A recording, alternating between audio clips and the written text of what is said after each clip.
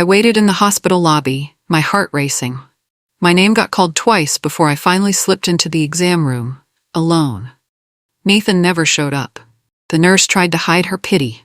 I could almost hear her thoughts. Where's her husband? Doesn't she need support? When I got home, I found him in the kitchen, scrolling on his phone like nothing happened. My anger boiled over. Why didn't you come? You promised. I tried to keep my voice steady, but it shook. He barely looked at me. He slammed his phone down. Gina, you're making my life a living hell, he said, eyes flashing with irritation. I didn't sign up for damaged goods. My breath caught in my throat. My mind went blank. The words felt like a punch to the chest. Damaged goods? I whispered. He crossed his arms. Yeah, I'm sick of waiting around at doctors. I'm sick of hearing about your symptoms. I have a job, a life. He paused, noticing the tears welling in my eyes, but he didn't soften. Instead, he turned and walked away. In that moment, I stood frozen, numb, the sound of his footsteps echoing in my ears, and deep inside, something cracked. 2 months earlier, I felt a strange lump under my arm. My stomach twisted with dread, but I told myself it was nothing. A checkup couldn't hurt. Then the doctor looked concerned, which made my heart pound. A biopsy confirmed it, stage 2. I had cancer. That night, I sat with Nathan on the couch, explaining every word the doctor said. I remember his eyes filling with tears. He held my hands, kissed my forehead. We'll fight this together, babe, he whispered. I promise. He let me cry against his chest, even cried with me. I believed him with everything I had. I needed to. Fear felt like a dark wave about to swallow me. But Nathan kept saying we. His arms felt warm, secure. In the beginning, he came to appointments, listened to the doctor carefully, asked questions. He brought me soup when I was too tired to cook. He'd stroke my hair when I felt nauseous. For a moment I thought, we can handle this, we're strong. But as the weeks passed, his texts got shorter. His smiles faded.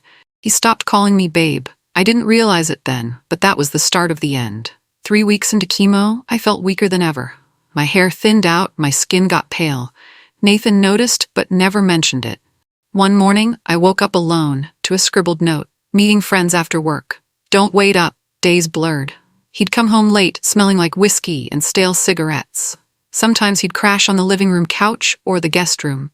I'd beg him to talk to me, just for a moment. He'd shrug and say, I'm tired, Gina. Let me be. He forgot one of my chemo sessions entirely. I sat in the treatment chair, tears rolling down, trying to text him. Where are you? Nothing. When he finally showed up hours later, he complained about the hospital smell. It's too depressing, he muttered under his breath. The fear inside me grew. My body was fighting hard. But my marriage? It felt like it was slipping away. I'd stare at the old photos on our bedroom wall, smiling faces from our honeymoon, and wonder, what changed? That night, I heard him in the guest room, tossing and turning. I wondered if he hated me for being sick, or if he'd fallen out of love. Maybe both. Either way, I felt utterly alone. Our 3rd wedding anniversary arrived on a Thursday. I had chemo that morning. My stomach churned, and I could barely keep water down. Still, I set out a small cake at home, a fragile attempt at celebration. Nathan was supposed to meet me. He never did. I sat by the window, phone in hand, checking the time. Minutes turned to hours. I found our wedding album, flipping through pages. The photos showed us laughing at the altar, dancing, slicing through our wedding cake with big smiles. My cheeks burned with grief. I found a dusty USB drive with our wedding video. I plugged it into my laptop. Nathan's vows echoed in the quiet living room. I promised to love you through anything, storms, sickness, heartbreak. I paused it and stared at the screen. His eyes had been so full of devotion. Now that devotion was gone. Finally, I texted him. It's our anniversary. Where are you? No reply. The cake went untouched. My heart pounded with rage and heartbreak. I whispered to the empty room, was this not anything? Does my illness not count? I turned off the light. Behind me, our wedding memories kept playing on loop, mocking me. A week later, I woke up before sunrise. The house felt eerily calm. No quiet snoring, no coffee brewing. My heart raced in sudden panic. I checked the bedroom. His clothes were gone. I hurried to the kitchen and found it, a single piece of paper lying next to the toaster. I'm moving in with a friend. I can't do this anymore, Nathan. I stared at the note, my legs trembling. My eyes scanned the words again and again, hoping maybe I misread.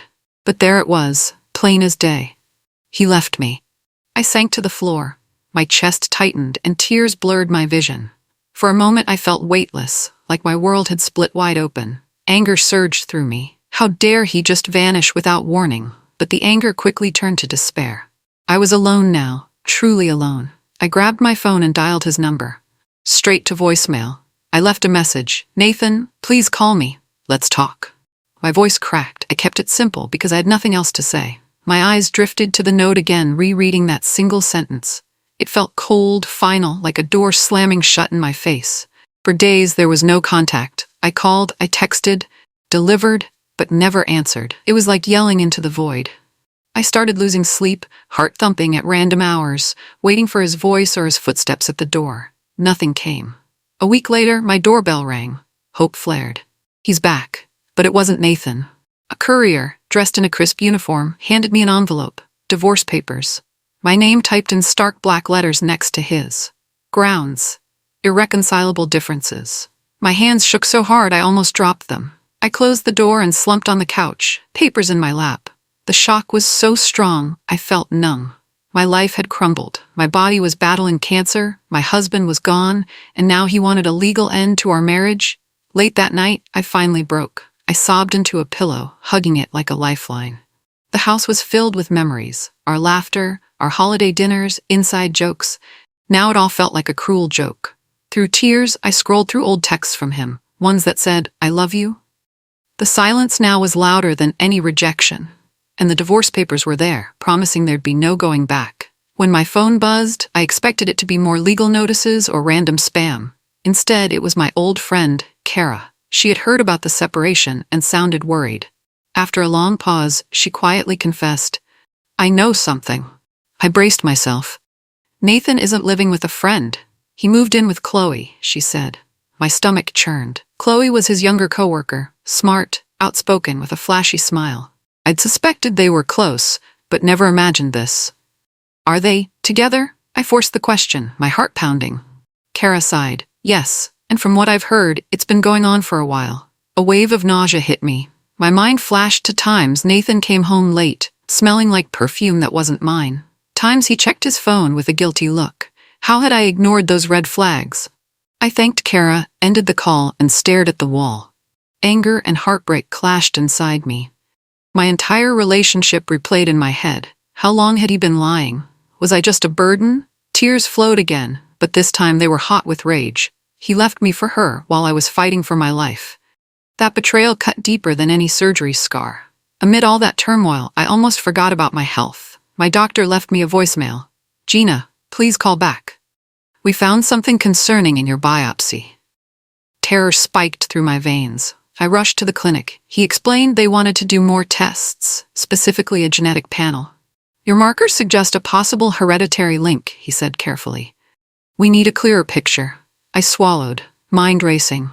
My dad had died from a heart condition, not cancer. My mom had no serious illnesses that I knew of. Could this be a family thing I'd never heard about? Over the next few days, I went through more blood tests, scans, and consultations. Each step felt heavier, especially now that Nathan wasn't there. I wondered if I should call him, but I couldn't bring myself to do it. He had chosen his path. When the new results came in, my doctor called me right away. "There's something unusual in your genetic profile," he said, his voice hesitant. "We need to talk in person." I felt my stomach drop. Great. Another crisis. I thought losing my husband was bad enough, but apparently, fate had more surprises in store. Sitting in the doctor's office, my heart pounded so loud it echoed in my ears. The doctor tapped a folder against his desk. "Your genetic markers don't line up with your father's medical history," he said. "In fact, they suggest you're not biologically related to him at all." My mind went blank. It sounded like a bad joke. Not related to Dad? That was impossible. I'd grown up hearing how much I resembled him, especially around the eyes. I stammered, "Could there be a mistake?" The doctor shook his head gently. "Your mother's markers appear, but your father's do not. I'm sorry." I stumbled out of the clinic in a daze. My thoughts spun. Was my whole life a lie? Did my mom have an affair? Did Dad know? My chest felt tight, as if I couldn't breathe properly. That night, I couldn't sleep. I stared at an old family photo, Mom, Dad, and me at the beach. Our smiles looked genuine, filled with love. But apparently the blood in my veins told a different story. Was Dad not my dad? The question echoed in the silence. I felt more alone than ever, like the universe was stripping away every piece of stability I had left. A few days later, I dug through my mom's old belongings. After both my parents passed, I'd boxed up sentimental items and kept them stored in the attic. Dust motes danced in the air as I opened box after box. Finally, I found a smaller, locked wooden chest. My mom's name was carved on top. My heart hammered as I jiggled the lock, no key in sight. Desperate, I pried it open with a flathead screwdriver. Inside, there were letters tied with a ribbon, each envelope carefully dated. My hands shook as I read the first one. It was from my mom to someone named Leonard Hayes. She confessed her feelings, calling him her secret heartbreak. She mentioned a single night of passion that turned her whole world upside down. The next letters detailed her pregnancy, with me. She wrote about guilt, about how my father was away on business often, how she felt trapped by the lie. She loved my dad deeply, but also felt indebted to Leonard, who apparently was ready to take responsibility. My breath caught. It all made sense now. I was Leonard's daughter. I read until tears blurred the words. My mother's shame and hope spilled across every page. Still trembling, I kept reading. My mother explained that Leonard Hayes was a prominent attorney. He had money, influence, and a reputation to protect. They had agreed it was best I be raised as my father's child. Still, Leonard insisted on setting aside something just in case Gina finds out. In the final letter, Mom wrote, "If Gina ever learns the truth, the trust is hers." Leonard wanted her secure, no matter what. I stared at the words, heart pounding. A trust? My mother included an address for a law office. She mentioned sealed documents with my name on them. My world felt upside down. One father had raised me with love, believing I was his. Another father, whom I'd never met, left behind something for me. He died years ago, according to the letters. So I'd never get to meet the man whose DNA I carried. I brushed away tears, unsure if they were from sorrow, confusion, or relief. My entire identity had shifted, but maybe this was a blessing in disguise. I had to know more about this trust, about Leonard Hayes. My body was weak from chemo and heartbreak, but I felt a new spark inside me. It took several phone calls, but I finally reached the law firm that handled Leonard Hayes' estate. The lawyer, a polite woman named Miss Rosen, was stunned to hear from me. She quickly confirmed that, indeed, Leonard had left a trust for a possible heir. Once we verified my DNA, she moved fast to release the funds. I sat in her office, stunned at the amount. It was more than I'd make in a lifetime. Enough to cover top-tier medical care, living expenses, and then some. Miss Rosen explained Leonard's only request, that I use it to secure a better future. My pulse raced. It felt surreal to have this financial freedom. I'd always worried about money, especially now with mounting medical bills. Suddenly, the weight of that fear lifted. I checked myself. Is it okay to accept this from a man I never knew? But the letters were clear. He wanted to help. And I needed it, badly. Within a week, I transferred to a specialized cancer treatment center known for advanced therapies. I hired a private nurse for home care, took a leave from my job, and found a small apartment near the clinic. For the first time in months, I felt hope rekindling inside me. The new treatment center felt different, less rushed, more empathetic. My private nurse, Kim, was kind but strict about my schedule. I needed that discipline. Kim recommended I join a local cancer support group. At first I hesitated. What if it's just more sadness and fear? But then I realized I needed people who actually got it. People who understood the taste of chemo and the sting of losing your hair. The group met in a cozy room at a nearby community center. I stepped in and saw about a dozen chairs arranged in a circle. I took a seat, feeling shy. Each person shared a piece of their story, diagnoses, fears, small victories. One man talked about celebrating the end of his radiation with a donut party. A woman spoke about losing her best friend to the same cancer she had. When it was my turn, I felt my throat tighten, but I pushed through. "I'm Gina," I said softly. "I'm still learning how to let people help me. I've been betrayed by someone I loved. I'm trying not to give up on myself." No one judged me. They just nodded. One woman reached out and squeezed my hand. In that moment, I felt a strange warmth. I wasn't alone anymore. At the cancer center, my new oncologist was Dr. Adam Collins.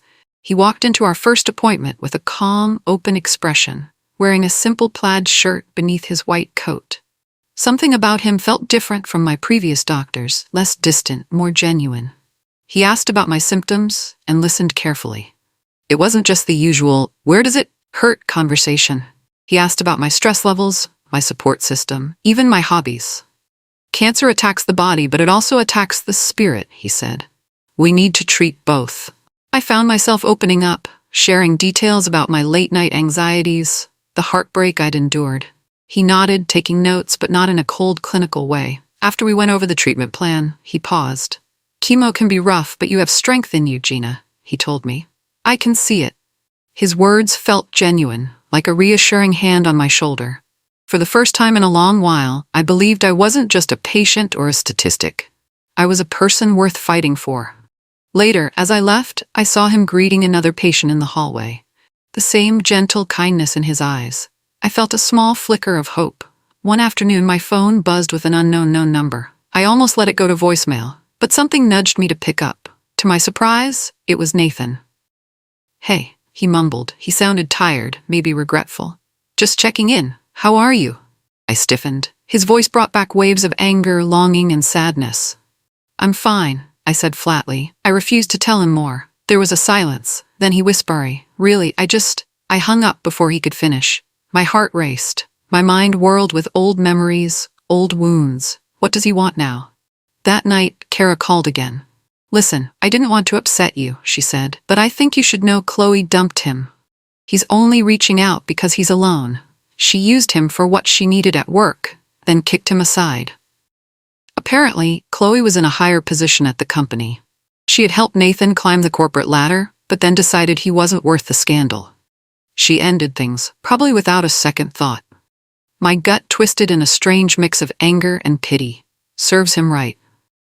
But I also felt a flicker of satisfaction. He left me at my lowest.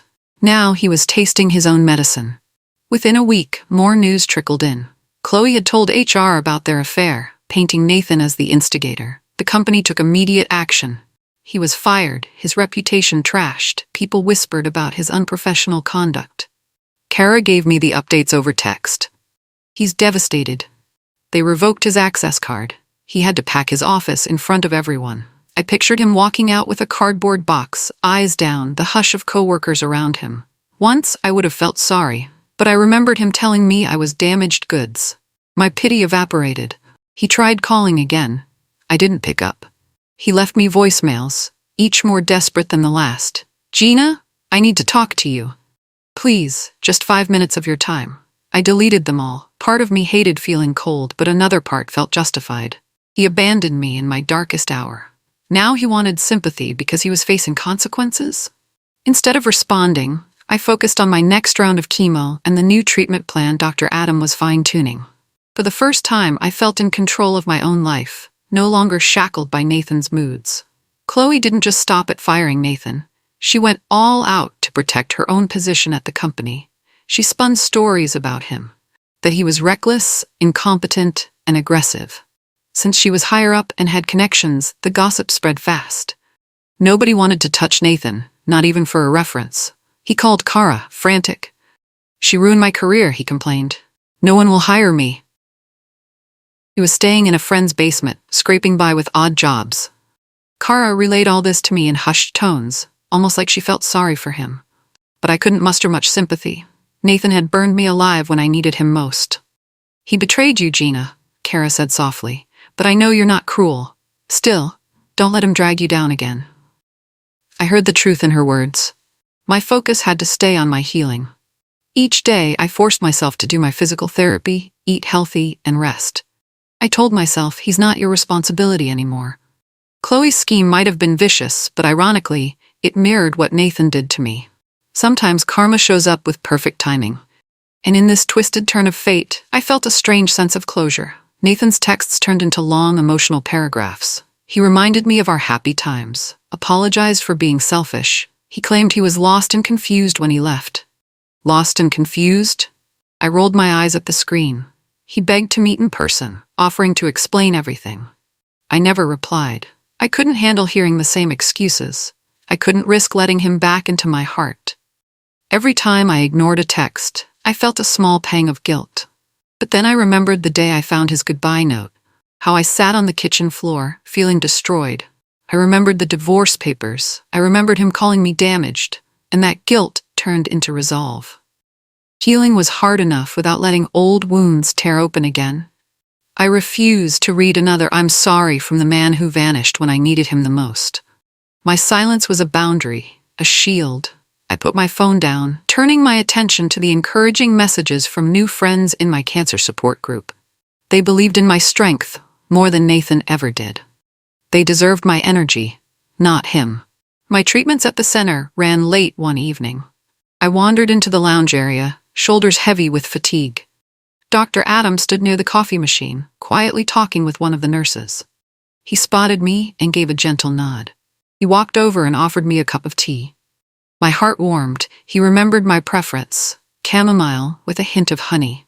It was a small gesture, but it felt incredibly thoughtful. "Long day?" he asked, his voice calm. I nodded, fighting tears. "I'm tired," I admitted, "but I'm hanging in there." He smiled kindly.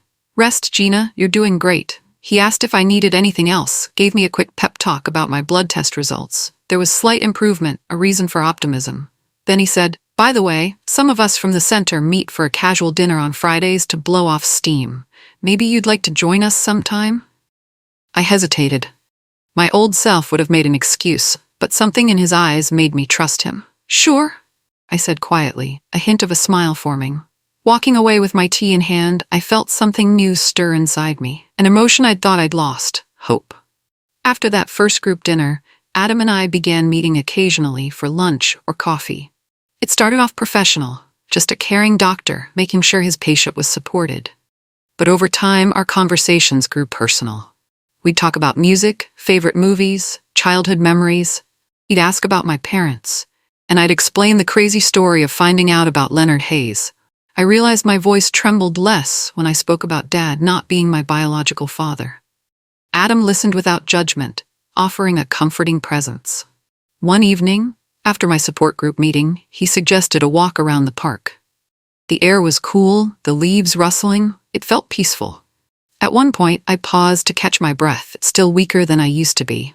Adam waited patiently, not rushing me. As we strolled, he asked, "How are you feeling, beyond the labs and scans?" No one had asked me that in such a genuine way before. I found myself opening up about fears of relapse, about nightmares of dying alone. Adam squeezed my hand gently. "You're not alone," he said, eyes full of sincerity. His words sank deep, mending small, torn parts of my heart. For the first time in forever, I felt safe again. Weeks passed, and I found my strength slowly returning. I was still in treatment, but my numbers looked better. My nurse, Kim, called it steady progress. I called it a miracle. One night, Adam and I ended up grabbing dinner at a little Italian place near the center. Candlelight flickered on the table, giving everything a warm glow. I was finishing a small plate of pasta, my appetite returning more each day. Adam set down his fork, leaning forward. "Gina, you deserve to be cherished," he said quietly. "You're not just surviving, you're radiant." My breath caught. No one had called me radiant in years. My cheeks flushed. I felt like a timid teenager, unsure how to respond. He went on, "I'm saying this carefully because I don't want to cross any lines, but I see your strength, and I'm in awe of it." My eyes watered. Part of me was still bruised from Nathan's betrayal. Another part thrilled at the kindness in Adam's voice. Could this be real? Did I even deserve it? "Thank you," I managed, my voice cracked with emotion. We locked eyes, and for a moment, the restaurant noise faded. I felt an overwhelming sense of possibility, like my life wasn't over. Maybe it was just beginning. Outside the treatment center one afternoon, I spotted a figure leaning against a car. As I got closer, my stomach twisted. Nathan. He looked worn down, unshaven, eyes bloodshot, clothes rumpled. I froze. He stepped forward, voice trembling. "Gina, please." I made a mistake. I was scared. I panicked. I could barely listen. Anger and heartbreak flooded back. My hands shook. "You said I was damaged goods, remember?" I spat out. He winced. "I was being an idiot, okay? Chloe, she used me, but it's over. I lost my job. I lost everything. I just want another chance." A bitter laugh escaped my lips. "Another chance? Where were you when I was crying alone on the kitchen floor? When I needed rides to chemo?" My voice rose. Other patients and nurses glanced over. Nathan's face reddened. I know. I'm sorry. I'll do anything to fix it. My voice dropped to a whisper. You did enough. Then I turned and walked away, ignoring his pleading tone behind me. With each step, I felt lighter, stronger. By the time I reached the center doors, I knew there was no going back. A few weeks later, Adam invited me to a medical fundraiser. The center was raising money for cancer research, and he asked if I'd be willing to speak about my journey. At first, I hesitated. Public speaking wasn't my thing, but Adam insisted I had a story worth telling. That night, dressed in a modest navy dress, I stood at the podium, my hands shaking. Adam was in the front row, watching me with quiet encouragement. Taking a deep breath, I shared the raw truth. My diagnosis, my husband leaving, my struggles to pay for treatments, until I discovered my biological father's trust. I spoke about the emotional battle more than the physical one, how betrayal can wound deeper than any needle, and how finding support through the group, through compassionate doctors, saved me in ways I never expected. When I finished, the room was silent for a moment. Then applause burst out, echoing off the walls. My face burned, but I felt an overwhelming sense of relief and pride. Adam grinned at me like I just won a marathon. I stepped down from the podium, and he hugged me, whispering, "You're incredible. I hope you realize that now." In that moment, I felt whole, like all the broken pieces of me had found a place. I woke up to a phone call from the clinic. "Gina, your results are in. The scans show no active cancer." My heart pounded in disbelief. I covered my mouth, tears streaming down my cheeks. Cancer-free? The news spread quickly through my support group. Kim called to scream congratulations in my ear. Even Miss Rosen from the law firm sent a thoughtful email. I felt an unbelievable lightness in my chest, like stepping into warm sunlight after a brutal storm. I had a follow-up appointment with Adam. When I saw him, I practically burst with excitement. He confirmed it. "You're officially in remission. I'm so proud of you." Walking out of that exam room felt surreal. My eyes stung with tears of gratitude. Months ago, I was drowning in fear, heartbreak, and confusion. Now my body was healing. My soul felt lighter too. Adam took my hand in the hallway. "I have something to ask you," he said, his smile gentle but filled with meaning. My heart fluttered. Before I could respond, he grinned and said, "Later, somewhere quieter." I nodded, half laughing, half crying from relief and curiosity. For the first time in forever, I felt not just healthy, but truly alive. 2 days later, Adam took me to a quiet park with a little wooden bench beneath a grand old oak tree. It was the same place we had our first long talk months ago. Back then, I was anxious about everything: treatment, heartbreak, my future. Now I felt calm, open, ready for whatever came next.